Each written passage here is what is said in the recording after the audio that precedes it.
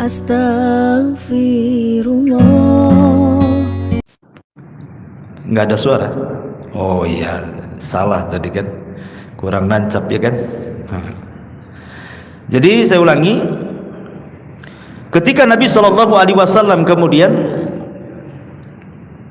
melihat bahwa Mughith sangat mencintai Barirah, sementara Barirah tidak suka dengan Mughith, akhirnya kemudian Rasul meminta untuk kembali, tetapi Barirah menolak.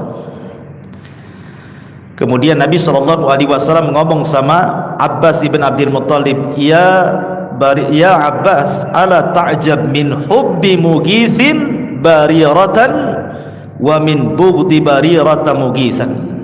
Wahai Abbas, tidakkah kau lihat bagaimana cintanya Mughith kepada Barirah dan bagaimana bencinya Barirah kepada Mughith.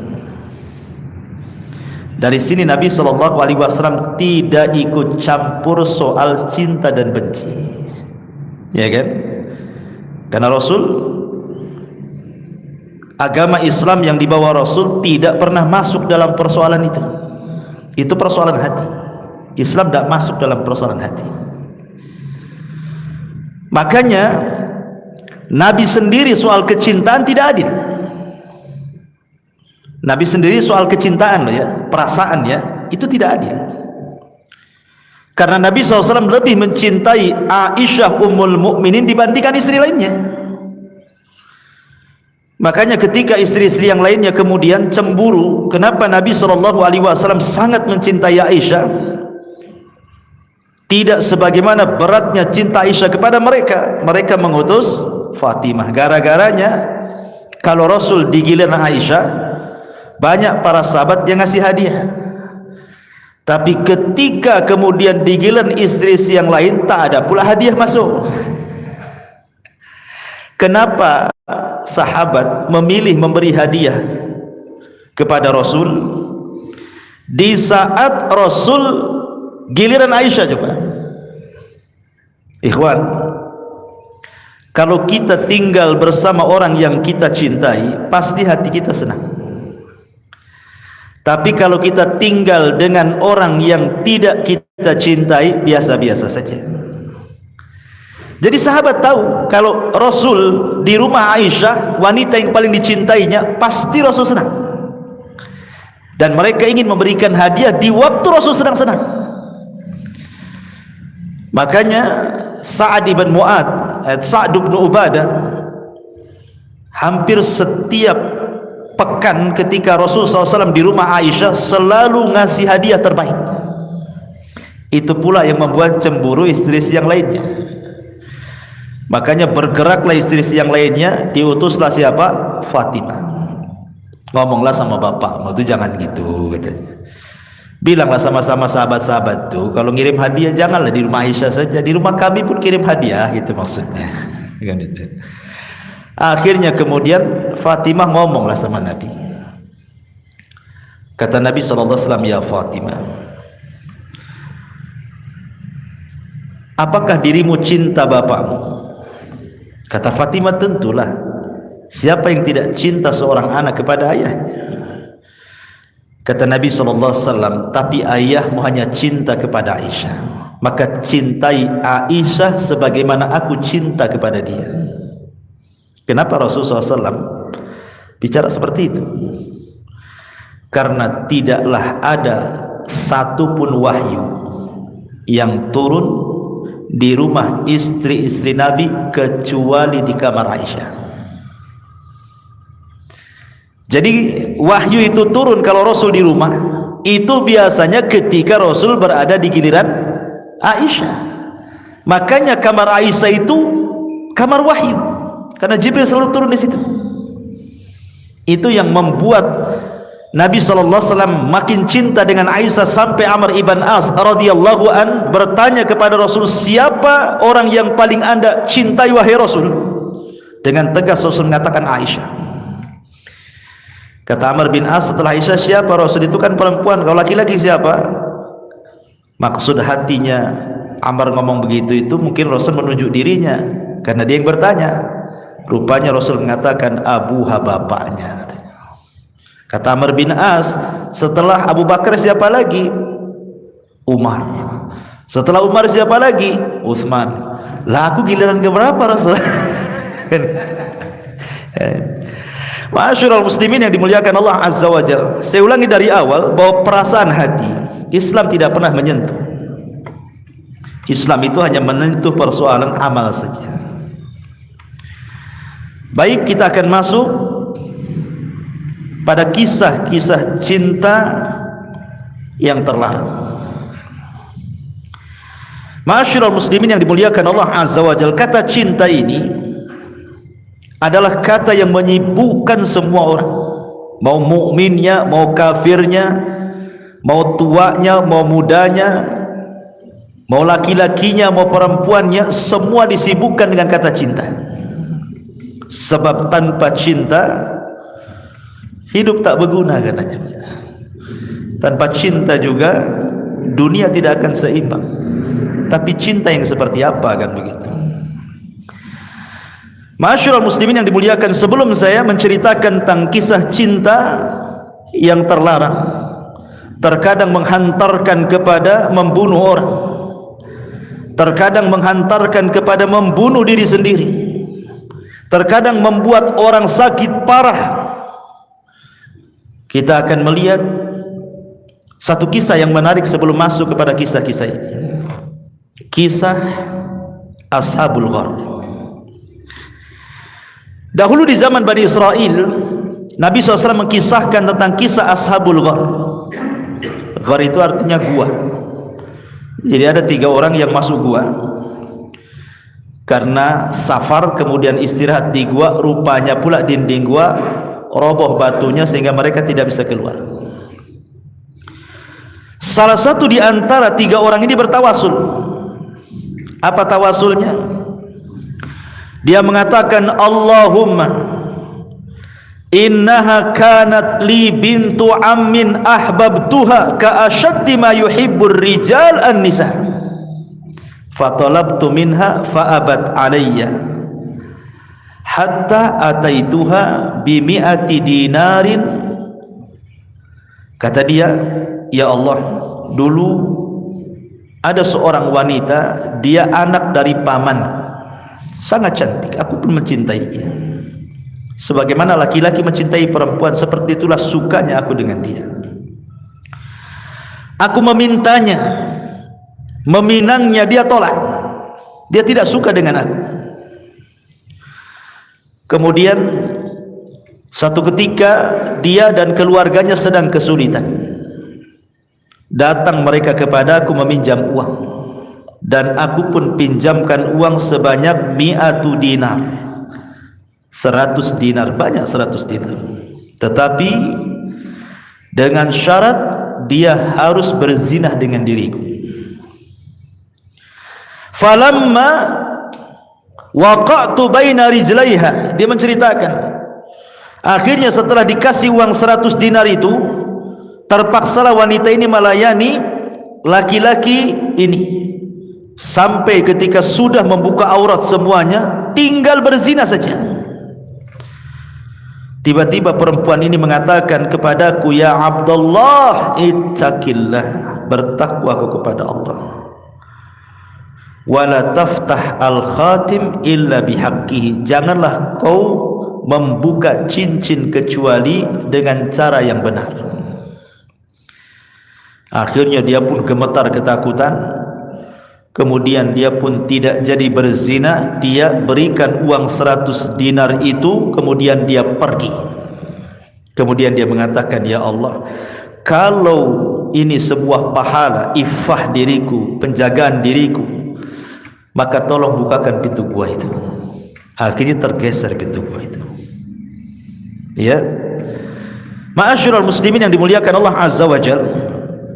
Contoh yang kedua, ini contoh ini di zaman Nabi. Ada seorang sahabat namanya Marthad ibn Abi Marthad. Sahabat namanya Marthad ibn Abi Marthad. Di zaman jahiliyah, Marthad ini punya pacar namanya Anak. Dan di zaman jahiliyah itu biasalah kan, mereka memang berzina, minum khamr, itu sudah biasa orang-orang jahiliyah itu. Jadi Marsad ini sangat cinta sekali dengan anak ini, dan biasa bersenang-senang di zaman jahiliyah. Tiba-tiba hidayah Islam masuk, Marsad pula masuk Islam, anak pula tak mau masuk Islam. Ketika hijrah, Marsad hijrah, anak pula tak mau hijrah karena juga tidak mau masuk Islam. Akhirnya bertahun-tahun, entah berapa tahun tak ketemu, Marsad pun sudah melupakan si anak ini, karena dia sudah dapat Islam kan gitu. Tak mungkinlah berhubungan lagi, karena dia seorang musyrikah dan belum menikah. Lah Marsad ini dikenal dalam sejarah orangnya pemberani, dan dia tahu jalan yang baik antara Mekah dan Madinah. Dia tahu tuh jalan-jalan tikus, sudah tahu dia. Pokoknya kalau dia melarikan diri dari Mekah ke Madinah itu nggak mungkin tahu orang-orang Quraisy itu. Dia ahli jalan. Jadi ketika kemudian banyak peperangan antara Islam dengan kaum muslimin, banyaklah orang-orang Islam Madinah itu ketahuan dibawa ke Mekah. Dan Marsad pun meminta kepada Rasul agar dia membebaskan tawanan itu, katanya. Jadi sendirian dibebaskan tuh. Satu nanti dilepas, bawa, sembunyikan, bawa ke Madinah. Itu. Jadi memang dia pintar itu si Marsad, sampai dipuji oleh Nabi SAW. Satu malam, entah kenapa Allah takdirkan, saat dia membebaskan satu tawanan itu, di tengah jalan pula jumpa dengan anak yang sudah lama enggak ketemu tuh, ya, pacarnya dia di zaman jahiliyah itu. Tiba-tiba kata anak, "Anta Marsad?" Engkau Marsad dia, katanya. Udah lama tuh gak ketemu kan, tapi masih kenal namanya pacarnya. Kata Marsad, "Apakah engkau anak?" "Iya, saya anak," katanya. Udah kayak reuni saja tuh. Akhirnya kemudian kata anak, "Ya Marsad, aku sungguh merindukan kamu. Kemana saja dirimu? Bagaimana kalau satu malam ini mampirlah di rumahku, bersenang-senang seperti dulu." Diingatkan masa jahiliyah tuh. Kalau antum diingatkan masa jahiliyah kayak gitu, nggak peduli janggut lagi antum.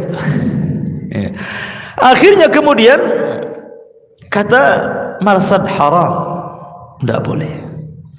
Aku ini agama Islam, kamu musyrik. Dalam Islam agamaku mengharamkan zina. Aku tidak mau." Kata anak, "Ya Marsad, lailah faqat." Satu malam saja, kan dah lama kita tak ketemu. "A'udzubillah," dia mengatakan, "aku berlindung kepada Allah, satu malam pun aku tak mau." Padahal dalam hati Marsad ini masih suka dengan anak, tapi terhalang dengan agama. Itulah perlunya iman, ikhwan, ya. Karena syahwat ini menggoyang apa saja. Akhirnya kemudian si anak ini ngancam, "Kalau kau tak mau malam ini bersamaku, aku akan kasih tahu orang-orang Quraisy bahwa selama ini yang menculik tawanan-tawanan itu kamu, biar ditangkap dan dibunuh kamu." Diancam. Lihat, gara-gara cinta ditolak, ngancam dia. Akhirnya kemudian kata Marsad, "Silahkan, karena saya tidak mau berzina." Kemudian Marsad langsung lari membawa tawanannya. Kemudian si anak ini berteriak-teriak tuh dan mengatakan, para pembesar Quraisy, tahukah kamu siapa yang suka menculik-culik tawanan itu? Dia Marsad, orang yang ada di sini," katanya. Oh, datang pasukan Quraisy itu sama panahnya, sama tombaknya, dikejar. Tapi Marsad, saya katakan dari awal, orangnya cerdas, dia tahu jalan. Ya, jadi orang kafir Quraisy itu ngejar ke sana, dia ke sini pula kan itu. Akhirnya selamatlah dia sampai kota Madinah, melarikan tawanan. Akhirnya kemudian dia berjumpa dengan Nabi SAW, berceritalah dengan Nabi SAW tentang pertemuan dia dengan anak, karena dia bagaimanapun masih suka dengan si anak, apalagi si anak gitu ya, cinta dengan Marsad luar biasa. Dia cerita, "Ya Rasulullah, ketika aku membebaskan tawanan itu, aku berjumpa dengan pacarku lama di zaman jahiliyah, dan aku masih suka dengan dia. Bolehkah aku datang kepada pacarku dulu dan aku menikah dengan dia?" Nabi tidak menjawab malam itu. Kemudian malam berikutnya Marsad datang lagi, bertanya dengan hal yang sama. Baru Nabi menjawab dan mengatakan, maaf kemarin saya tidak jawab karena Jibril belum turun memberikan jawabannya. Malam ini Jibril turun memberikan jawabannya. Apa kata Nabi SAW? Ya Marthad, qala Allah azza wa jal, az-zaniyatu az-zaniyatu la yankihu illa zaniyan. Afan, az-zani la yankihu illa zaniyatan aw musyrikatan, waz-zaniyatu la yankihuha illa zanin aw musyrikin wa harrama dzalika 'alal mu'minin. Turun ayat ini. Az-zani, laki-laki pezina, la yankihu illa zaniyatan, tidak boleh menikah kecuali dengan wanita pezina atau wanita musyrik. Dan wanita pezinah tidak boleh menikah kecuali dengan laki-laki pezinah atau musyrik, dan yang demikian itu diharamkan bagi orang-orang yang beriman. Gimana lagi? Ayat sudah turun. Mau cinta segede gajah pun ayat sudah turun, tak bisa kecuali anaknya masuk Islam, kan itu ya. Apalagi wanita pezinah ya. Dari sini Marthad berusaha untuk melupakan si anak itu. Nah ini kan mantap nih cinta yang seperti ini ya. Ada lagi satu kisah di zaman dulu, dikisahkan oleh Al-Imam Ibnul Qayyim rahimahullahu ta'ala. Jadi anna fatan minal ubad, jadi dahulu di zaman dulu itu ada seorang anak muda rajin ibadah. Masya Allah, ibadahnya luar biasa. Karena Bani Israel terkenal kalau cerita-cerita ahli ibadah itu luar biasa mereka itu. Entah kenapa ahli ibadah ini, dia melihat ada seorang wanita, suka pula dengan wanita itu. Tapi dia mencoba ingin menghalalkan wanita itu. Dia datang kepada ayahnya dan meminangnya. Tapi ayahnya menolaknya. Dipinang lagi, ditolak lagi. Dipinang lagi, ditolak lagi. Berkali-kali meminang, berkali-kali pula ditolak. Ya mau apa kan? Walaupun dia sudah cinta dengan laki-laki itu, wanita dengan perempuan itu juga cinta dengan dia, tapi terhalang dengan orang tuanya, tak bisa juga. Dari sini risalah kepada siapa? Kepada orang tua. Kalau kita punya anak gadis, nampaklah ada bujang, dia soleh dan berakhlak, kata Rasul, nikahkan dengan dia. Kalau tidak, masalah. Akhirnya ma'asyiral muslimin yang dimuliakan Allah azza wa jal, laki-laki soleh ini di zaman dulu akhirnya tak mau lagi melanjutkan percintaannya. Dia mau dengan cara halal, ditolak, tidak mungkin pula dengan cara haram, kan kita. Tapi si gadis ini nekat. Akhirnya dia mengirim surat kepada si laki-laki tadi.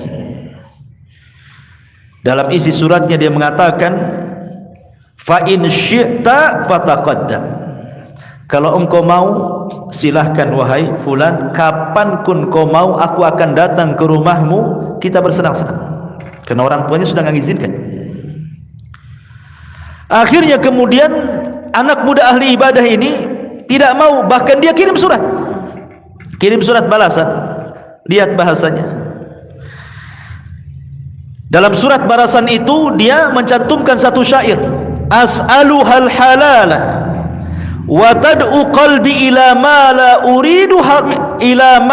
uridu minal harami kadda'i ala fir'auna ilaihi wa yad'unahu nahwal athami fadhalla mun'iman fil khuldi yas'a wa dhallu fil jahimi wa fis saqami.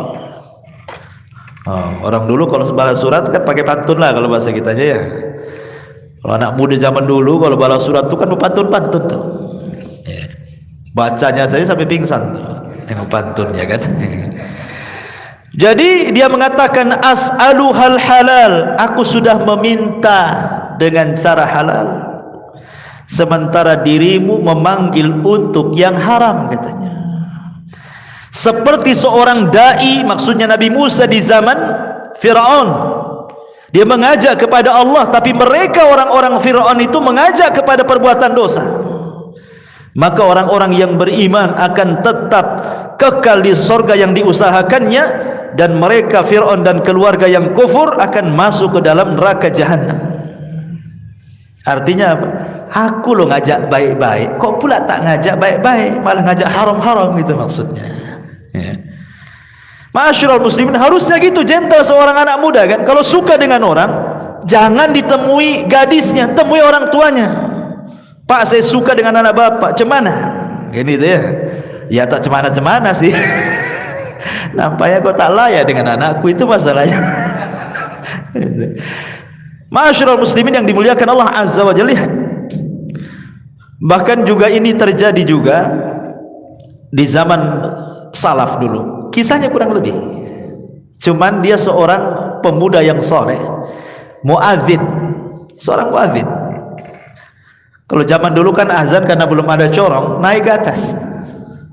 Entah kenapa ketika dia azan, nampak pula anak gadis di rumah orang. Setelah azan terpikir pula lah anak gadis itu. Coba bayangkan, setiap azan anak gadis itu keluar menatap dia, dia pun menatap dia. Ingat, awal cinta itu dari tatapan kan. Awal cinta dari tatapan. Setelah tatap, kemudian janji berjumpa. Setelah janji berjumpa, kemudian bicara. Setelah bicara, kemudian ya teruskan sendirilah, paham antum ya. Akhirnya anak muda ini muazzin lama lah tak azan ini, karena memikirkan si gadis itu. Memberanikan diri dia datang ke orang tua gadis itu, tapi nasibnya sama, ditolak juga. Tak mau, orang tuanya tak mau. Akhirnya si gadis ini kemudian meminta kepada anak muda itu, karena orang tuanya sudah tidak merestuinya, apalagi ya sudahlah, sekalian kita buat fahisyah, kita bersenang-senang saja katanya. Tapi anak muda ini bagaimanapun punya agama, dia masih takut. Dia kirim surat. Dalam suratnya dia cantumkan satu ayat, innama inni akhafu in asaitu rabbi adzaba yaumin azim. Itu isi suratnya. Allah berfirman, sesungguhnya aku takut, in asaitu rabbi, kalau aku bermaksiat kepada Rabbku, datang kepadaku satu hari azab yang pedih. Itu mantap anak muda gitu ya. Ini enggak dia pula yang mau mengajak-ngajak gitu. Harusnya seperti ini. Makanya kenapa Rasul menghadiahi anak-anak muda seperti ini apa? Sab'atun yudhilluhumullahu fi dhillihi yauma la dhilla illa dhilluh. 7 kelompok yang akan mendapatkan naungan di atas naungan arsy Allah pada hari kiamat. Rajulun dha'athu imra'atun dhata mansabin wa jamalin faqala inni akhafullah. Seorang laki-laki yang dipanggil oleh seorang wanita cantik, punya kedudukan, ngajak zina, tapi dia mengatakan aku takut kepada Allah Subhanahu wa taala. Persis seperti Yusuf ketika digoda oleh Julaiha, wanita cantik, tapi Yusuf mengatakan ma'adallah, aku berlindung kepada Allah. Sampai diancam, kalau kau tak mau kupenjarakan. As-sijnu ahabbu ilayya, penjara lebih baik bagiku daripada melayani kamu. Itu kan mantap ikhwannya ya. Ma'asyiral muslimin yang dimuliakan, jangan dibalik, melayanimu lebih baik dibandingkan penjara. Itu antum itu kan. Ma'asyiral muslimin yang dimuliakan Allah Azza, itu contoh-contoh cinta yang benar. Tapi di sana ada cinta ikhwan yang enggak benar. Terkadang cinta itu sampai membunuh dirinya, bahkan terkadang membunuh orang. Di zaman Abdullah ibn Abbas radhiyallahu anhu, ada anak muda menangis bersimpuh kepada Abdullah ibn Abbas radhiyallahu anhu. Kata Abdullah ibn Abbas, ada apa dengan kamu? Maka pemuda ini mengatakan, ya ibn Abbas, aku suka dengan seorang wanita, khatabtuha, aku khitbah baik-baik dia, tapi dia menolak cintaku. Tiba-tiba datanglah anak muda yang lain melamar dia, diterima pula lamarannya. Sakit hatiku katanya. Faqataltu, aku bunuh wanita itu katanya. Daripada aku tak dapat, bagus dia pun tak dapat, gitu maksudnya. Sama-sama tak dapat. Faqataltu, aku bunuh dia. Apakah aku ada tobat karena sudah membunuh orang yang kucintai? Maka Abdullah bin Abbas mengatakan, ahayyun walidaik, apakah masih hidup kedua orang tuamu? Dia mengatakan ya. Kemudian kata Abdullah bin Abbas, berbuat baiklah kepada kedua orang tuamu. Ada salah satu muridnya Ibnu Abbas bertanya, wahai guru, orang ini bertanya, saya sudah membunuh orang, jawabanmu masih hidup kedua orang tuamu. Gak nyambung jawabannya. Kata Abdullah ibn Abbas, saya jelaskan maksud saya. Allah subhanahu wa ta'ala berfirman, innal hasanat yudhibnas sayyiat. Kebaikan itu bisa menghapus keburukan. Dan di mataku tidak ada kebaikan yang paling besar melebihi anak berbuat baik kepada orang tuanya. Boleh jadi kalau dia bertobat sudah membunuh orang, kemudian dia baik dengan orang tuanya, kebaikan kepada orang tuanya bisa menutupi dosa pembunuhannya. Gitu maksudnya. Tapi di sini lihat, gara-gara cinta apa? Membunuh. Betapa banyak hari ini orang cemburu dibunuh kan? Belum pun menikah, dia sudah bunuh pacarnya. Entah berbagai macam kasus, entah dia sudah berhubungan, akhirnya kemudian hamil, dimintai tanggung jawab, tak mau, dibunuh pula pacarnya. Kan aneh kan? Berarti cintanya itu hanya syahwat saja. Dan banyak kasusnya, ada yang bunuh diri dua-duanya karena enggak direstui, yang perempuan enggak direstui keluarganya, yang laki-laki juga sama, sepakat ke hotel minum racun, dua-duanya mati. Itulah kadang-kadang cinta ini bisa bunuh orang. Ma'asyiral muslimin, ada satu kisah namanya kisah Urwah dan Afra. Kisah Urwah dan Afra. Dikisahkan Urwah ini ya'ishu fi baiti ammihi. Jadi Urwah itu hidup di rumah pamannya. Walidu Afra ba'da wafati abi. Karena ketika itu dia meninggal, bapaknya meninggal, sehingga dia akhirnya ngikut sama pamannya. Lah kebetulan pamannya ini punya anak gadis, namanya Afra, ya. Jadi Urwah hidup sama pamannya, di rumah pamannya pula ada anak gadis, gitu ceritanya. Sebenarnya mereka berdua itu dari kecil sudah kenal, karena memang satu rumah. Akhirnya hidup sampai akhirnya besar, tertanamlah kecintaan Urwah kepada Afra dan Afra kepada Urwah ini. Akhirnya kemudian dia ingin meminang anak gadis pamannya ini. Kata pamannya, enggak apa-apa, kamu akan dikawinkan dengan putriku, tapi syaratnya engkau harus membayar sekian-sekian maharnya. Ma'ruf kalau di Arab kan ngeri-ngeri kalau nikah kan, makanya banyak bujang-bujang lampu karena enggak sanggup bayar mahar kan. Padahal para ulama mereka sudah berusaha memfatwakan supaya murah, tapi keterkalahkan adatnya kan itu. Akhirnya okelah kalau gitu, dia pun berusaha untuk mencari uang untuk mahar kepada pamannya itu, biar bisa menikahi anaknya. Masalahnya uang yang begitu besar itu tidak bisa dicari seminggu, 2 minggu, sebulan, 2 bulan, itu tidak bisa, harus bertahun. Pergilah dia cari pekerjaan. Subhanallah, setelah namanya mengejar cinta itu pasti sungguh-sungguh, ikhwan, gak akan malas, karena ada tujuan ingin meraihnya kan gitu. Seperti kisah Nabi Yakub saat dia hendak menikah dengan Rahil, anak pamannya. Kata bapaknya Rahil, Laban itu, boleh kau menikahi anakku, tapi kau bekerja 7 tahun menjadi penggembala kambing-kambingku. Kata Nabi Yakub, gak apa-apa. Rupanya 7 tahun jadi penggembala kambing, merawat kambing pamannya. Setelah 7 tahun dia minta sama pamannya, saya sudah 7 tahun bekerja kepadamu, kau janji akan menikahi Rahil denganku, katanya. Rupanya kata Laban pamannya, tidak bisa, syariat zaman dulu, kalau kakaknya belum menikah, adiknya tidak boleh nikah. Itu masalahnya. Rupanya masih ada juga kan adat seperti ini kan. Ya. Ini kan syariat Bani Israel yang kayak gini-gini ini. Ya. Akhirnya lemes lah Yakub ini.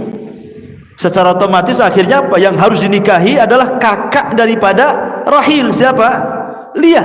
Dia tidak suka dengan Lia, dia sukanya dengan Rahil. Akhirnya dia harus menikah dengan Lia.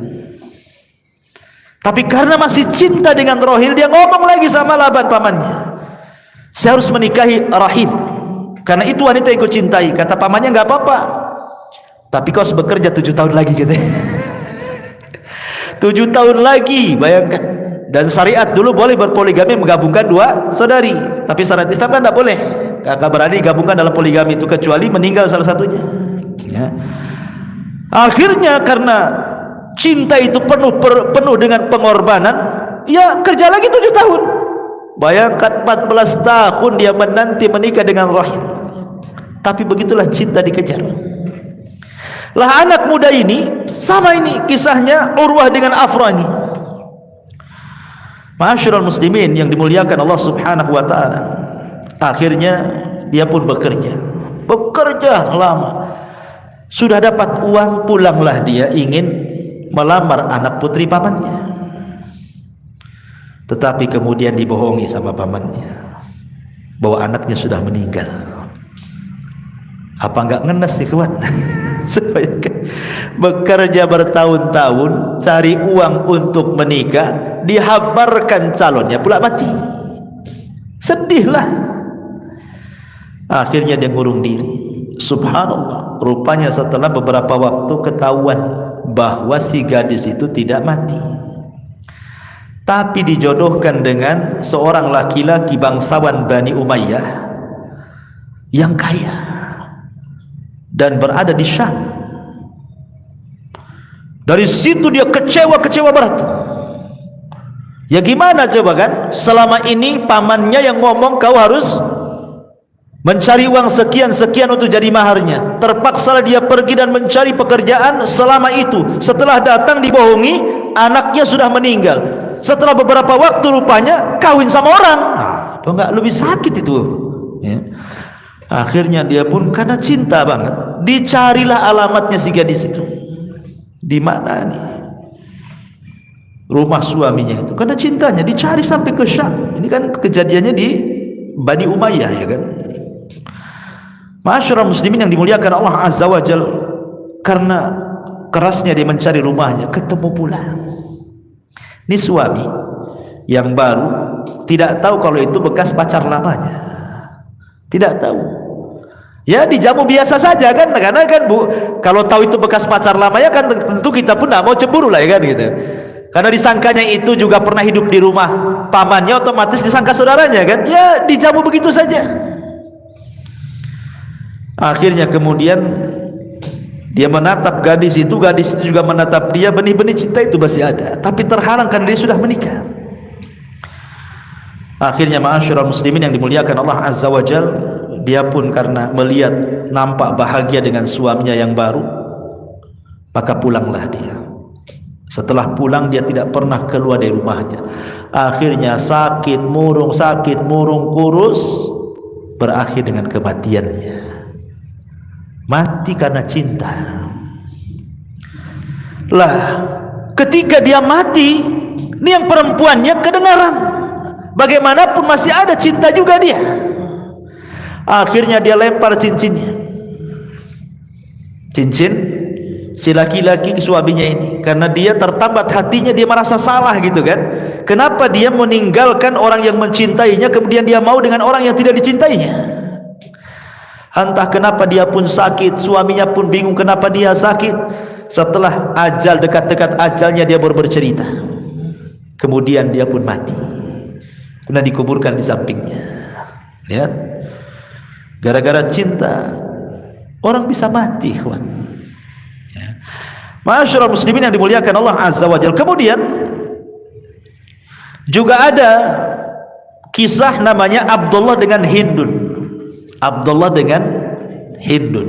Ini pun kisah-kisah yang dicantumkan dalam kisah-kisah Arab. Kisah-kisah ini diambil dari zaman-zaman Bani Umayyah, Bani Abbasiyah gitu kan. Ma'asyiral muslimin yang dimuliakan Allah Azza wa Jalla. Jadi kisahnya seperti ini. Suatu ketika Abdullah ini dia punya kambing banyak, penggembala. Zaman dulu kan kekayaan dilihat dari banyaknya ternak gitu ya. Jadi kambing-kambing dia itu diarahkan ke sumur untuk minum. Jadi ada semacam penangkaran air, tempat air di mana kambing-kambing minum di situ. Entah kenapa kemudian datanglah seorang perempuan namanya Hindun, bawa kambing-kambing juga. Jadi wanita pun biasa menggembala. Waktu saya dulu belajar di Yaman tuh banyak anak wanita-wanita Yaman yang badui-badui itu kuat-kuat. Anda gak kepikir dia gendong kambing sampai naik bukit. Wanita-wanita Yaman tuh, dia kambing dipikul gini sampai naik tuh.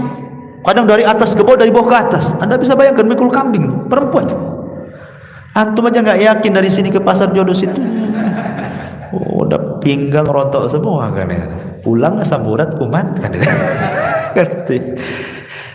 Jadi rupanya ketika kambing-kambingnya si Hindun ini datang, kambing-kambingnya pula Abdullah lari ketakutan. Jadi kambingnya si Hindun yang minum di situ, kambing dia yang ketakutan. Marahlah si Abdullah sama si Hindun ini. Gara-gara kambingnya terusir, si Hindun pula dimari malah ketawa, malah menggoda. Karena hari-hari ketemu jatuh cinta pula akhirnya. Subhanallah, gara-gara kambing tuh jatuh cinta. Jadi penyebab jatuh cintanya gara-gara kambing. Ma'asyiral muslimin yang dimuliakan Allah Azza wa Jalla, akhirnya Abdul ini ingin menghalalkan si Hindun ini. Dia ingin menghalalkan. Dia datang ke kabilahnya, melamar baik-baik gitu kan. Tetapi ditolak juga sama keluarganya, tidak menerima ya. Entah kenapa pokoknya nggak menerima. Tiba-tiba kemudian ma'asyiral muslimin yang dimuliakan Allah Subhanahu wa taala, tapi dengan upaya kerasnya Abdullah ini, lama-lama akhirnya orang tuanya menerima juga. Menikahlah Abdullah dengan Hindun ini. Subhanallah, kehidupannya luar biasa.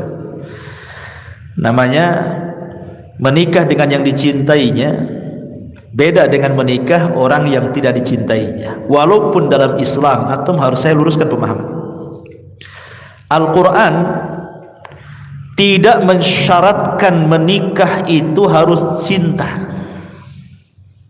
karena cinta itu adalah hibah dari Allah, bukan kita yang merangkainya. Lain dengan kasih sayang. Kalau kasih sayang, kita yang merangkainya. Boleh jadi cinta sudah hilang, tapi ada kasih sayang. Cinta sudah tidak ada, tapi karena sama-sama sudah tua, suami istri, nanti kalau saya cerai macam mana anak-anaknya, masih sayang lihat anak-anaknya kan, terpaksa dipertahankan walaupun rumah tangganya kayak perang dunia ketiga, hari-hari bertengkar ya. Tapi kalau cinta tidak. Cinta itu yang merangkai Allah. Makanya apa kata Al-Quran? Wa min ayatihi an khalaqa lakum min anfusikum azwaja litaskunu ilaiha wa ja'ala bainakum mawaddata wa rahmah. Dan Allah jadikan kalian mawaddah, perasaan cinta. Jadi cinta dalam Islam itu terbentuk setelah menikah, bukan sebelum menikah. Karena terkadang kita dijodohkan, oh ada akhwat bagus di sana, kemudian kita ta'aruf, ya kan? Ta'aruf begitu saja, mandang satu kali saja. Habis itu besoknya dibilang cocok nggak? Ah cocoklah katanya. Padahal belum ada cinta kan, hanya mungkin lihat parasnya cantik gitu saja, belum ada perasaan apa-apa. Karena ngebet ingin kawin aja sebenarnya kan. Tetapi lihat, setelah kemudian betul-betul ta'aruf sampai kemudian khitbah sampai menikah, Allah jadikan perasaan cinta di antara keduanya kan. Karena cinta itu bukan buatan kita, cinta itu buatan Allah. Makanya kenapa di permulaan ayat Allah mengatakan wa min ayatihi, dan dari tanda-tanda kuasa Allah. Jadi cinta itu kuasa Allah. Tidak mesti kemudian orang menikah itu didahului cinta gitu ya. Karena ada satu kisah seorang syekh bercerita. Kisah ini terjadi di Riyadh. Jadi ada anak muda ini, ya layaknya anak muda, masih jahat lah, masih suka mabuk gitu ya, pokoknya kehidupan malam biasa. Cinta pula dengan seorang wanita. Wanita ini kurang lebih saja akhlaknya. Akhirnya si pemuda ini ngomong sama orang tuanya. Dia ngomong, saya ingin menikahi wanita itu. Kata orang itu, nggak bisa, aku nggak rela katanya. Akhirnya laki-laki ini karena orang tuanya melarang, dia nurut sama orang tuanya, akhirnya nggak menikah. Sampai Allah takdirkan dia bertobat. Dia bertobat. Setelah dia bertobat, dia lupakanlah pacar dulunya. Akhirnya kemudian dia terpikir ingin menikahi wanita baik-baik. Dapat informasi dari kawannya, oh di sana ada wanita multazimah, wanita yang baik, wanita yang dididik di atas agama. Akhirnya dia memberanikan datang untuk ta'aruf dengan wanita itu. Ketika sudah nazar pertama, tidak ada perasaan apapun. Jadi melihat calonnya ini kan nggak pernah ketemu, hanya nazar satu kali, seperti dia melihat saudarinya saja, nggak ada syahwat, nggak ada apa-apa. Tapi setelah melihat itu, malamnya dia berdoa kepada Allah dan mengatakan, ya Rabb, aku menikah ini karena lillah, karenamu, bukan karena apa-apa. Dan aku menikah ini karena ingin mempraktikkan sabda Nabimu, fadfar biddati din taribat yada. Ambil yang baik agamanya, engkau akan bahagia. Kemudian dia tidur. Paginya dia bangun, entah kenapa hatinya tiba-tiba penuh dengan cinta, pengen menikah dengan wanita itu. Padahal kemarin waktu melihat, tidak ada perasaan cinta tuh, sama sekali nggak ada. Jadi dia melihat, dia kayak melihat saudarinya, nggak ada perasaan apa-apa. Tapi malamnya dia berdoa, ya Allah, aku menikah itu betul-betul karena mengharap ridhamu, karena mempraktikkan sunnah nabimu, fadfar bidati din taribat yadak. Tidur, tiba-tiba paginya kepengen kalau pagi itu dia menikah juga. Entah kenapa cinta itu tiba-tiba Allah kasih. Dia langsung ngomong sama orang tuanya, mah ayo lamar, sekarang juga nikah katanya. Takut kena dosa lama-lama. Betapa banyak orang-orang yang tidak ada cinta di awal, tapi setelah menikah timbul pula cinta, kan? Karena cinta itu adalah hibah dari Allah. Jadi bukan syarat orang menikah itu harus cinta dulu, kan? Karena Al-Quran terbalik setelah 100%. Justru terkadang tidak ada cinta sebelumnya, setelah nikah kemudian cinta, karena cinta itu terbangun dari pernikahan. Maksudnya cinta yang benar, bukan cinta kaleng-kongguan, bukan cinta kaleng-kaleng, tidak ya. Ma'asyiral muslimin yang dimuliakan, kembali kepada kisah ini. Akhirnya subhanallah, Abdullah dengan Hindun ini hidup lamalah suami istri. Allah tidak kasih keturunan. Ya biasalah kan, namanya orang nikah itu kan kadang dikasih keturunan, kadang tidak, kan begitu. Lama tak kasih keturunan. Sementara orang tua Abdullah ini kepengen kalau seandainya punya cucu, kan gitu ya, untuk meneruskan kabilahnya. Karena ini kan anak pembesar, sana pun anak pembesar masalahnya.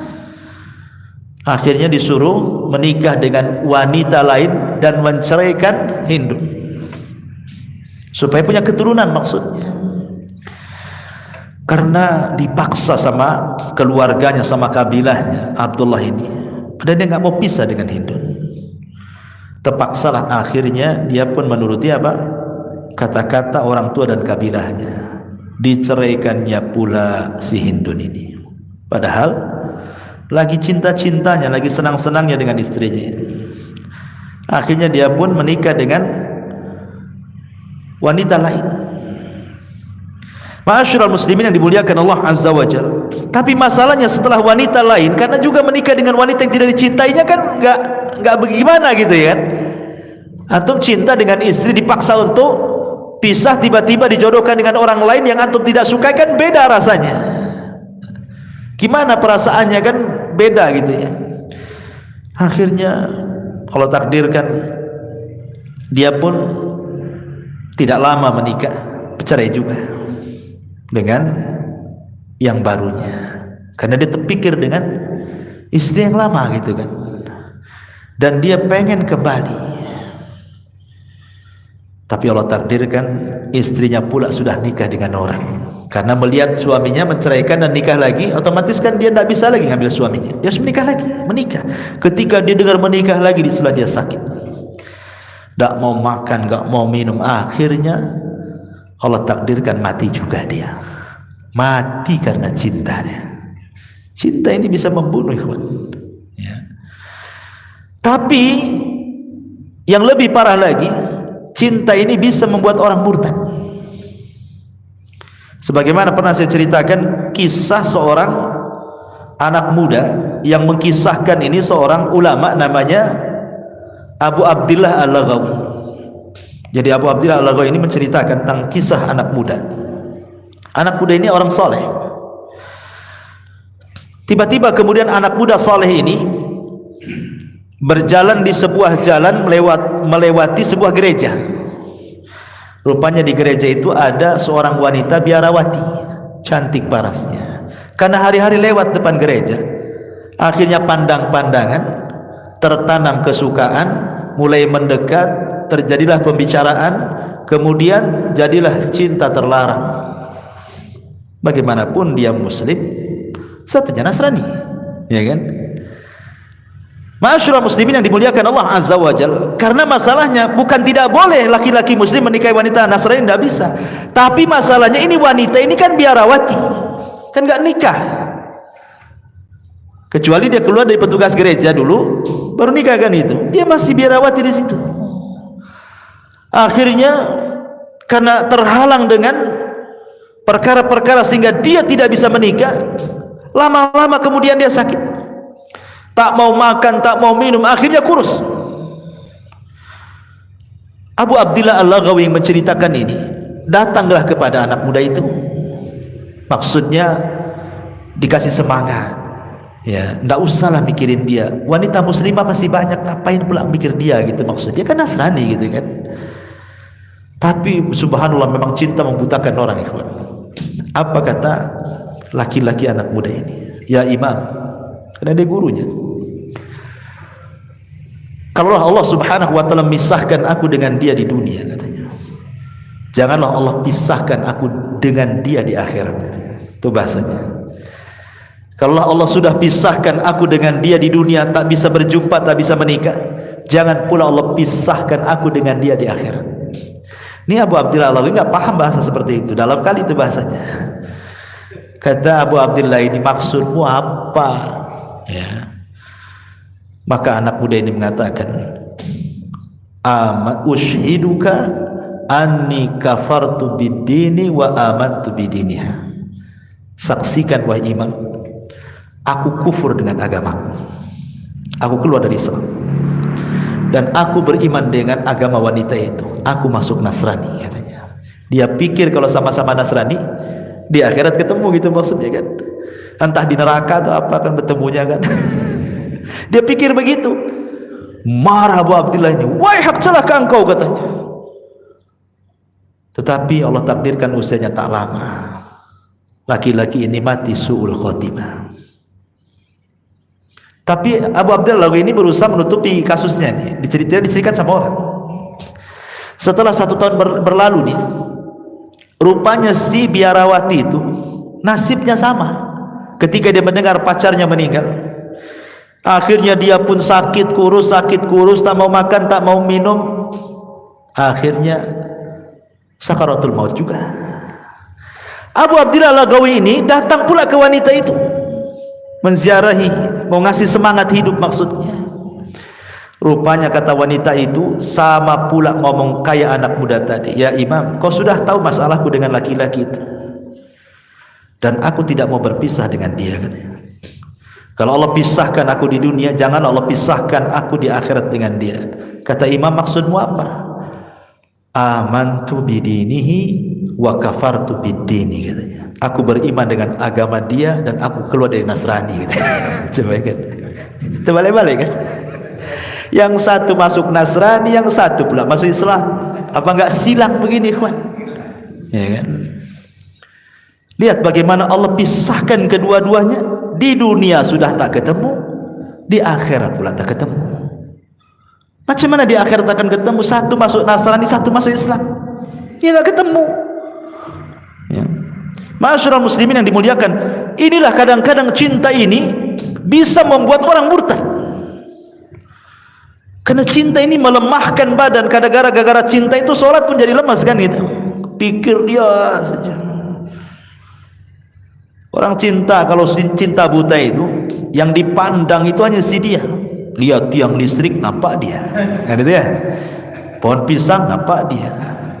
Perempuan lewat tingginya sama, kok dia, padahal bukan. Dari belakang nampak dia rupanya nenek-nenek. Biasa orang cinta. Seperti kisahnya siapa? Laila Majnun. Ya, Laila Majnun. Si Majnun ini kenapa disebut Majnun? Namanya bukan Majnun. Ada yang mengatakan namanya asyik. Ya. Jadi dia karena ditolak cintanya oleh keluarga, kurang lebih gara-gara ditolak cintain. Makanya inilah bahayanya orang tua kalau tak paham perasaan anaknya. Banyak orang tua itu maksud dia mencarikan yang terbaik untuk dia kan. Seperti di zaman para sahabat yang diceritakan Abdullah bin Abbas radhiyallahu anhuma. Jadi ada seorang sahabat punya anak gadis. Anak ini dirawat dia dan yatim, anak yatim. Dia ngambil anak kecil perempuan, dirawat dia sampai besar, anak yatim ini sampai gadis. Kemudian pengen menikah. Ada dua laki-laki yang melamarnya, satu kaya, satu miskin. Sahabat ini datang kepada Nabi SAW.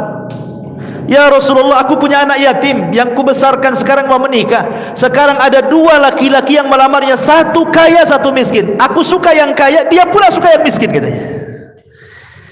Gimana nih? Maksudnya kan orang tua itu kalau kaya nanti biar gak susah gitu kan. Tapi kalau anak gadis itu kan mikirnya bukan kaya, cinta dulu kan gitu. Aku suka dengan dia. Apa kata Rasulullah? Lam yura lil mutahabaini mithlun nikah, katanya. Aku tidak pernah melihat seseorang yang memadu kasih dan saling mencintai seperti seseorang yang menikah, katanya. Maknanya apa? Rasulullah ngomong begini, biarkan dia yang mengarungi rumah tangga, bukan kamu gitu. Kalau dia milih yang itu, terserah dia yang mau menjalani, bukan kamu yang mau menjalani, gitu maksudnya kan ya. Dia yang tahu mana yang dicintai, mana yang tidak. Rasul mengatakan seperti itu. Jadi si asyik ini karena ditolak cintanya sama keluarganya, jadi dia tak mau lagi melihat wanita lain, tak mau lagi. Jadi yang terpikir itu si Laila saja. Apalagi kalau datang malam suka dia, tapi kalau siang tak suka. Kenapa? Karena bahasa Arabnya kalau malam itu sama dengan nama pacarnya. Apa bahasa Arabnya malam? Lail, katanya. Ah, itu nama pacarku, katanya. Siang nahar, oh bukan nama pacarku, katanya. Jadi kalau malam dia suka. Ah, ini katanya Laila datang, katanya. Kalau siang tak suka dia. Maka disebut Majnun, gila. Jadi suatu hari dia safar, berburu ke hutan. Lapar, cari makan, berburu, cari ke hutan. Rupanya adalah kijang itu lewat, dibidik dia sama panahnya, kena pula kakinya, robohlah kijang itu. Diambil pisaunya, hampir mau disembelih, ditatap pula mata kijang itu baik-baik. Kok matanya sama dengan Laila, katanya. Dilepas lagi kijang itu, gara-gara matanya sama dengan Laila. Coba logika ikhwan, mana ada mata kijang dengan mata orang sama? Mata kijang gede, mata orang kecil, mana bisa disamakan tuh? Karena cintanya dengan Laila sampai dia matanya tuh diperhatiin, kok seperti mata Laila, katanya. Subhanallah, dilepas pula kijang itu. Makanya disebut Majnun tuh. Ini Majnun, gara-gara cinta disebut Majnun. Gila orang ini, katanya ya. Ma'asyiral, dia begitulah cinta, menggilakan orang. Ma'asyiral muslimin yang dimuliakan Allah Azza wa Jalla. Tapi cinta juga terkadang ada pengorbanan. Ingat kisah sahabat Rasul, sahabiah Rasul, namanya Ummu Sulaim. Ummu Sulaim ini dia adalah ibunda dari Anas ibn Malik radhiyallahu anhu. Suaminya namanya Malik ibn Nadhr, kafir. Dia tidak suka dengan istri masuk Islam. Ketika punya anak, Anas masih bayi, suka ditalkin sama Ummu Sulaim, manas-manasi suaminya. Nah, asyhadu an la ilaha illallah wa asyhadu anna Muhammadar Rasulullah. Apa enggak bising tuh suaminya masih kafir? Ditalkin-talkin syahadat sama Ummu Sulaim tuh anaknya itu di depan suaminya. Makin bencilah suaminya karena masih musyrik dia. Tidak suka dengan lafaz itu. Akhirnya dia pergi berdagang ke Syam. Allah takdirkan matilah di jalan suaminya Anas bin Nadhr itu. Malik ibn Nadhr itu. Menjandalah Ummu Sulaim ini dan punya anak satu, Anas bin Malik. Banyak sahabat yang melamar tapi kurang cocok gitu. Biasa kan, enggak semua lamaran itu diterima. Kalau tak cocok gimana pula kan. Rupanya datang seorang laki-laki sudah ganteng, kaya, dihormati, ada nasab, ada dunia, Masya Allah sahabat ini. Tapi masih kafir dulunya, namanya Abu Talha radhiyallahu. Ini masih kafir ceritanya. Datang ke Ummu Sulaim karena sudah cintanya dengan Ummu Sulaim itu. Karena dulu di zaman jahiliyah kan belum ada hayat hijab, jadi sudah kenal sebenarnya kan itu. Walaupun sudah masuk Islam ada hayat hijab kan. Hayat hijab pun adanya di Madinah, berarti ketika kejadian di Mekah kan belum ada. Ketika berada di Madinah, Abu Talha ini nampak parasnya Ummu Sulaim karena belum ada datang hayat hijab. Sukalah Abu Talha dengan Ummu Sulaim ini. Tetapi kemudian setelah dilamar, Ummu Sulaim menolak. Padahal kalaulah ada gadis yang dilamar Abu Talha, enggak ada gadis yang menolaknya, sudah ganteng kaya. Apalagi di zaman sekarang ganteng itu nomor 100, yang penting kaya kalau perempuan di zaman sekarang kan. Enggak apa-apa hitam celeng, enggak apa-apa. Yang penting nampak mobilnya, nampak rumahnya, enggak apa-apa. Itu perempuan zaman sekarang kan. Walaupun di hadapan yang ganteng, kalau utang banyak ngapain cinta bosial katanya. Gak mau itu. Tapi jelek kaya banyak uang langsung bagaikan kereta ditunggu orang semua. Jadi akhirnya kemudian kata Ummu Sulaim, ya Abu Talha, saya yakin masyarakat Arab wanita-wanita kalau kau lamar gak ada yang menolak. Masalahnya bukan aku tak mau menerima lamaran. Innaka mru'um kafir wa ana muslim. Engkau kafir, aku muslimah. Engkau penyembah berhala, aku penyembah Allah. Enggak nyambung katanya. Ditolak cintanya, ditolak lamarannya. Tapi karena cinta memang perlu pengorbanan, ikhwan. Akhirnya dikorbankanlah agamanya Abu Talha. Padahal mengorbankan agama itu berat kan gitu ya. Orang harus murtad itu kan berat itu sebenarnya. Karena merubah keyakinan itu beda dengan merubah yang lain. Tapi karena cinta, Abu Talha ini dikorbankan agamanya. Dia datang kepada Ummu Sulaim, asyhadu an la ilaha illallah wa asyhadu anna Muhammadar Rasulullah, jadikan syahadatku sebagai maharmu katanya. Akhirnya kemudian menikahlah Ummu Sulaim dengan Abu Talha dengan mahar syahadatain. Dari situ Anas bin Malik mengatakan, demi Allah tidak ada mahar semulia ibuku, bangga dia. Yang lain maharnya seperangkat alat sholat, ya kan? Kadang-kadang sajadahnya aja, gak lengkap kan itu ya. Tapi ibuku, kata Anas, maharnya adalah Islam. Luar biasa. Harusnya begitu gitu. Kalau orang suka dengan orang itu berkorban tapi positif, ya.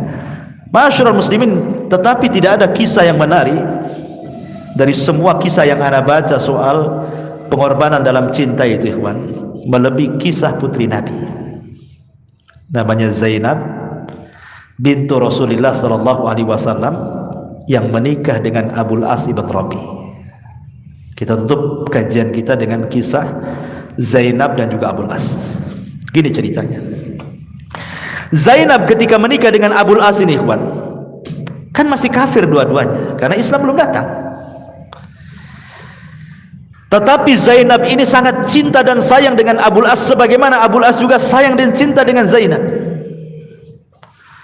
Ketika Abul As ini berdagang ke Syam, rupanya Rasul diangkat jadi nabi. Jadi Abul As tidak tahu suaminya Zainab ini.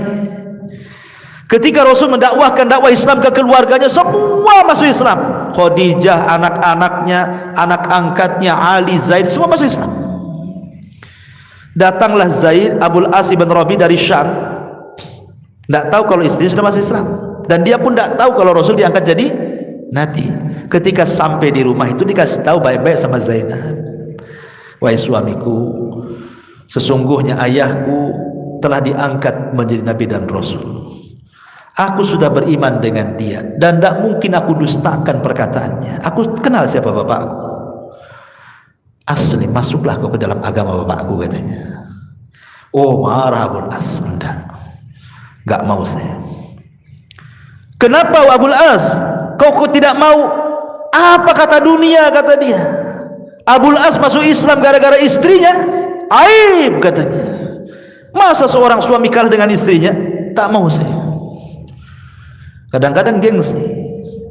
Ya, nanti disangka suami-suami takut istri pula, katanya. Aku tak mau. Ini ujian pertama yang dialami oleh Zainab. Tak mau Abul As masuk Islam. Ujian yang kedua datang hijrah pula. Semua sahabat dan kaum muslimin dan Rasulullah hijrah dari Mekah ke Madinah. Zainab diuji nih, betul-betul diuji nih.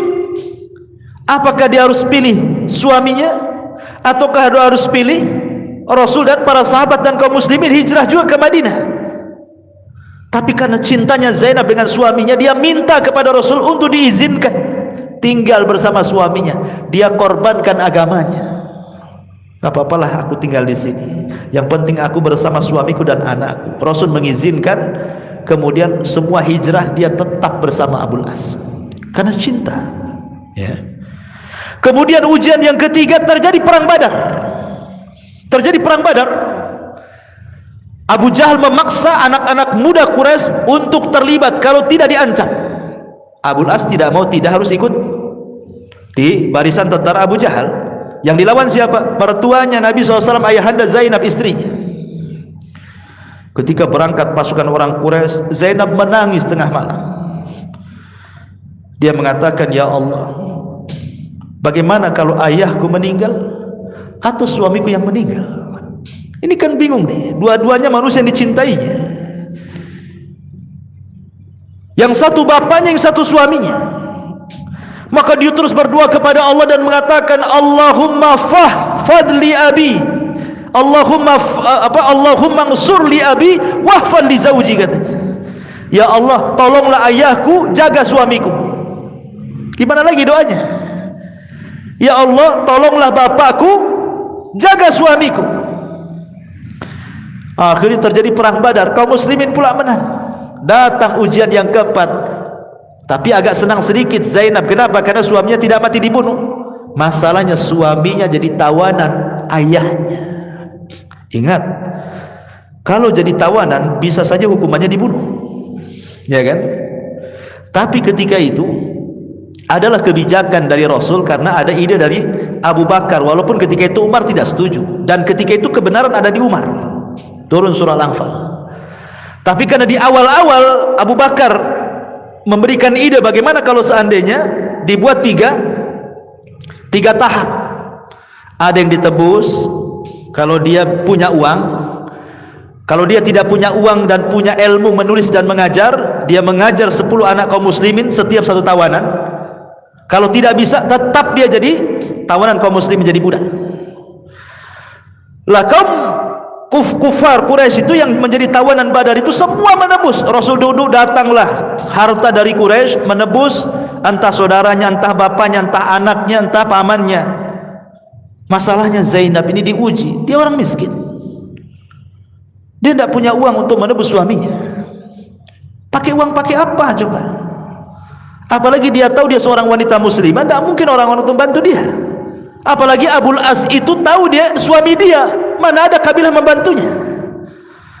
Terpaksalah dia memandang kalung yang dipakainya. Boleh jadi kalung ini bisa menebus suamiku.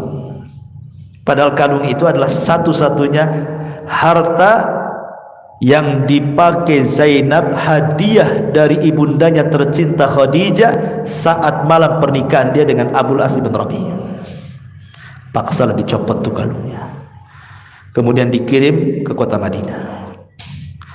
Sampai di kota Madinah Rasul duduk. Ada orang datang bawa tebusan, nebusi anu, datang bawa tebusan, nebusi anu, bawa datang. Terakhir ada pula datang membawa tebusan. Ini tebusan untuk Abul As ibn Rabi'. Terpikir siapa lagi kalau bukan putrinya Zainab, ya kan?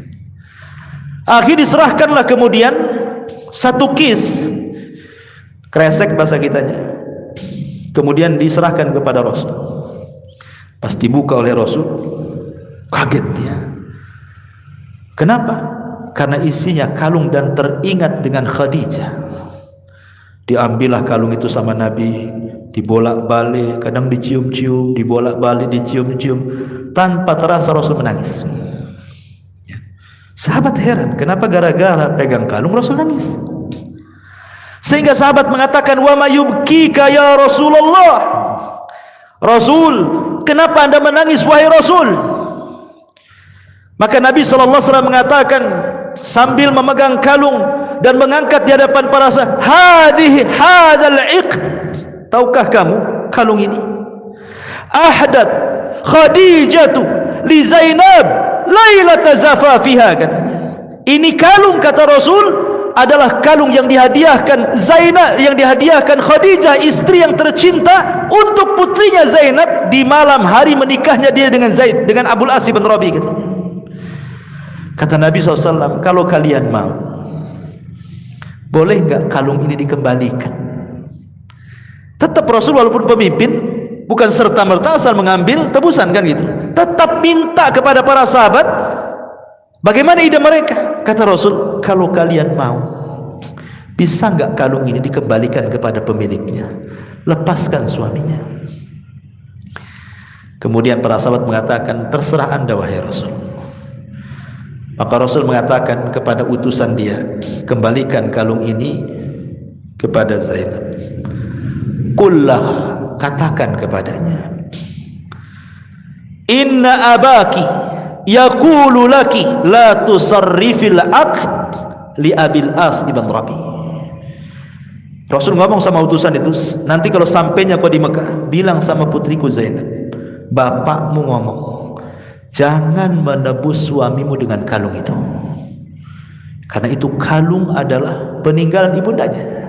Sebab kalau jadi barang tebusan bisa saja beralih ke tangan sahabat, kan? Ya, karena namanya dibagi-bagi, nggak tahu kalung ini milik siapa nantinya, kan? Dan itu tidak mau, dan ini menunjukkan kecintaan Rasul kepada Khadijah, ikhwan.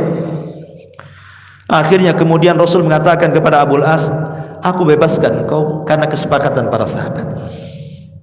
Tapi saya minta, ini ujian paling berat bagi Zainab nih.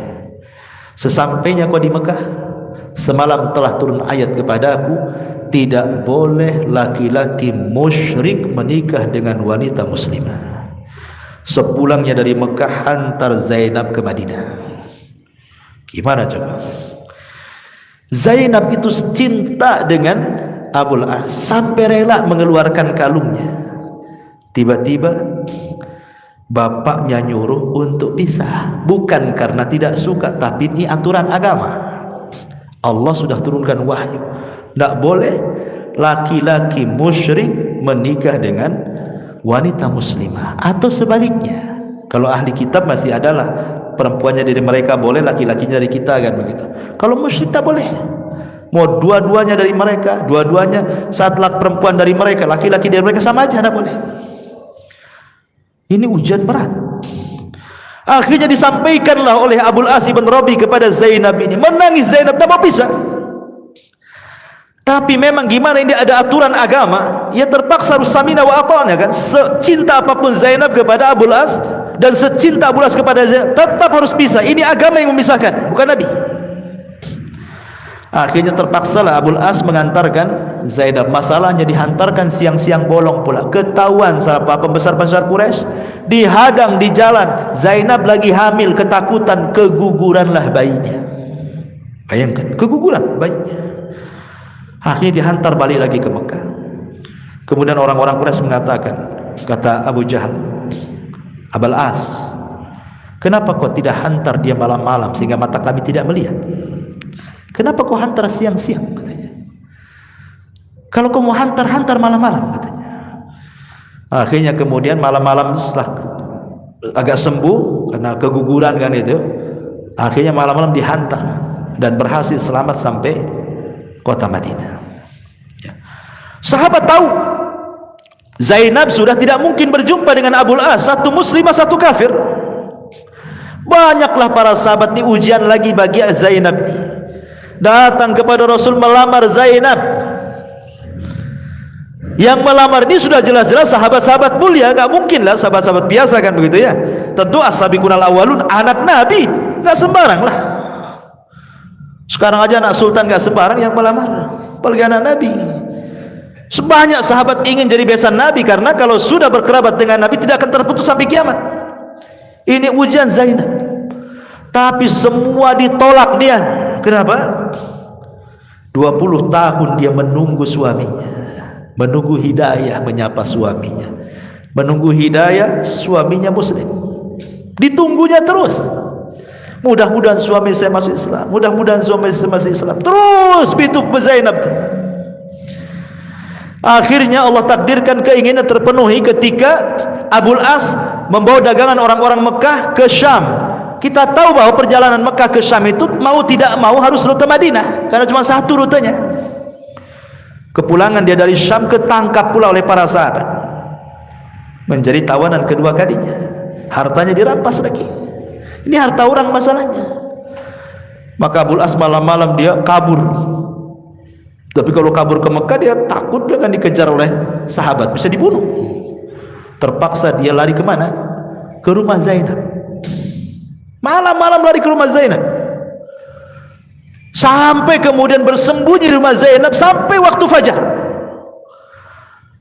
Ketika Rasul sedang sholat fajar, Zainab berteriak-teriak, "Aku sudah melindungi Abul As, aku sudah melindungi Abil As," katanya. Rasul lagi sholat tuh. Selepas salam, "Assalamualaikum warahmatullahi wabarakatuh," kata Rasul, langsung menghadap para sahabatnya, "Apa kalian dengar apa yang dikatakan putriku Zainab?" katanya. Sahabat mengatakan, "Ya wahai Rasul." Apa yang dikatakannya? "Dia telah melindungi Abil As." Apa kata Rasul? "Lindungi orang yang dilindungi putriku," kata Rasul. Akhirnya kemudian Abul As pun tidak diapa-apain. Kemudian Rasul datang kepada Abul As dan mengatakan, "Kau boleh pulang, bawa barang-barang, jangan pernah ketangkap lagi," katanya. Tapi Zainab ngomong lain pula, "Wahai Abul As, suamiku, masuklah kau ke Islam." Jadi Zainab masih terus ngajak dia masuk Islam kan? "Masuklah kau ke Islam."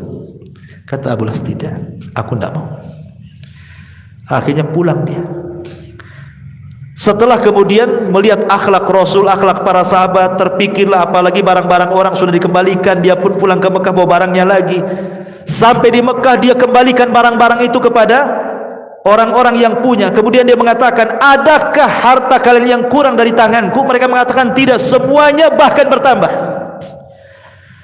Kata Abul As, "Asyhadu an la ilaha illallah wa asyhadu anna Muhammadar Rasulullah." Aku masuk agama Muhammad. Habis itu dia pergi dari Mekah ke Madinah. Ngomong baik-baik sama Rasul-Rasul. "Aku bersaksi kepadamu, asyhadu an la ilaha illallah wa asyhadu anna Muhammadar Rasulullah." Kata Abul As, "Rasul, masih bisa aku bersama Zainab," katanya. Saking cintanya, masih bisa aku bersama Zainab, katanya. Maka Rasul mengambil tangannya, "Ayo kita pergi." Sampai kepada Zainab, "Zainab, ini suamimu, terima." Dari sini menunjukkan kalau dulunya orang kafir menikah masuk Islam tak usah lagi harus membuat akad baru gitu, maksudnya sudah dijadikan suami istri. Umpamanya orang Hindu, orang Buddha masuk Islam, dua-duanya tidak ada nikah lagi, sudah sah gitu maksudnya. Pernikahan dia di zaman dulu, apabila masuk Islam tidak ada pernikahan baru, karena Abul As dengan Zainab itu dulu musyrik, ya kan? Setelah Islam datang, kemudian dua-duanya masuk Islam oleh Rasul, dikembalikan lagi kan, tanpa pernikahan baru. Ini faedah fikihnya di sini. Tapi subhanallah, karena Zainab pernah keguguran, akhirnya sering sakit-sakit. Tidak lama dia hidup bersama Abul As, padahal sudah bahagia suaminya masuk Islam. Berakhir dengan kematiannya. Rasul pun sedih. Kemudian Abul As pun sama. Orang yang dicintainya meninggal dunia, macam mana cara memikirkannya? Akhir terpikir sakit, ujung-ujungnya meninggal dunia juga. Allah pisahkan karena Zainab dengan Abul As, Allah pisahkan karena Allah. dan Allah pertemukan keduanya juga karena Allah Subhanahu wa taala di surga. Jadi di sini menunjukkan bagaimana Zainab memberikan contoh pengorbanan cinta, gitu maksudnya. Cinta dalam rumah tangga, cinta yang benar. Masih mengharapkan baiknya. Di zaman sekarang kan, sampai waktu beberapa minggu yang lalu saya dapat WA pertanyaan itu. Ada 3 ummahat itu nanya saya, bukan orang Batam, orang luar. Cuman karena WA ini agak malas pula jawabnya ini. Kadang-kadang ya dia tanyanya beberapa kalimat, saya harus menjawab berlembar-lembar pula. Kecuali jawabannya iya atau tidak kan enak gitu. Ini minta dalil, minta pendapat, minta ini, kadang-kadang repot pula kan. Makanya kadang-kadang saya nggak jawab pakai tulisan, saya pakai noise aja ngomong. Dan itu kadang-kadang malas pakai tulisan gitu. Kadang-kadang nggak dijawab sama sekali karena juga lupa banyaknya soalan gitu kan. Atau kalau pas ingat kita kumpulkan, kita jawab di ATKJ kadang-kadang. Intinya bahwa rata-rata kasusnya suaminya jahat, suaminya peminum, suaminya masih suka begadang malam-malam, apa yang dilakukan, kadang selingkuh, macam-macam lah kasusnya itu. Ya. Maka kalau Allah uji seperti itu, lihatlah kondisi Zainab. Lebih parah mana pemabuk dengan kafir? Zainab ini kafir suaminya. Belum tentu orang mabuk kafir kecuali menghalalkan khamr. Seperti mengatakan, mau minum antum? Kata antum, oh dah, anda gak minum khamr. Tapi kalau antum mau minum silahkan saja, boleh-boleh saja. Kafir itu, walaupun dia gak minum. Kenapa? Karena membolehkan. Gak boleh membolehkan yang diharamkan. Bahasanya jangan begitu. Maaf saya tak minum dan khamr itu diharamkan. Harusnya kau jangan minum. Itu bahasa yang benar. Ini enggak. Saya sih nggak minum, tapi kalau kau minum nggak apa-apa katanya. Itu sama menghalalkan yang haram kan, itu ya nggak boleh tuh. Ya, walaupun kita tidak minum, kalau menghalalkan yang diharamkan atau mengharamkan yang halalkan, bisa kufur Anda. Masih mendingan minum tapi tahu dia haram, itu nggak haram, nggak keluar dari Islam. Dia masih mukmin, tapi naqisul iman, kurang imannya karena terkalahkan dengan hawa nafsunya kan. Daripada tak minum tapi membolehkan, itu bahaya tuh. Jadi terkadang ada seorang wanita tidak sabar mendoakan suaminya ataupun menasihati suaminya, padahal sudah anak-anaknya banyak. Nanti belum tentu kalau cerai seandainya pun dapat suami, belum tentu lebih baik daripada suami yang pertama kan. Walaupun sebenarnya dibolehkan bercerai kan, tapi kalau sudah ada anak-anak, ya, apalagi anak-anaknya banyak kan, harusnya kan berpikir gitu ya. Nah, terkadang ada wanita-wanita yang kurang akal, terburu-buru. Apalagi kalau hanya kasusnya mungkin sepele saja. Ya banyak gara-gara sepele tengkar minta cerai. Wah ini otaknya didengkul nih. Ya. Jadi di sini ma'asyiral muslimin yang dimuliakan Allah Azza wa Jalla, ini pentingnya kita memahami kata cinta, meletakkan cinta pada sesuatu yang sudah difitrahkan oleh Allah Azza wa Jalla kepada manusia. Wallahu a'lam. Sampai di sini, mudah-mudahan ada manfaatnya. Subhanakallah bihamdika asyhadu an la ilaha illa anta astaghfiruka wa atubu ilaik. Allah ta'ala. Assalamualaikum warahmatullahi wabarakatuh.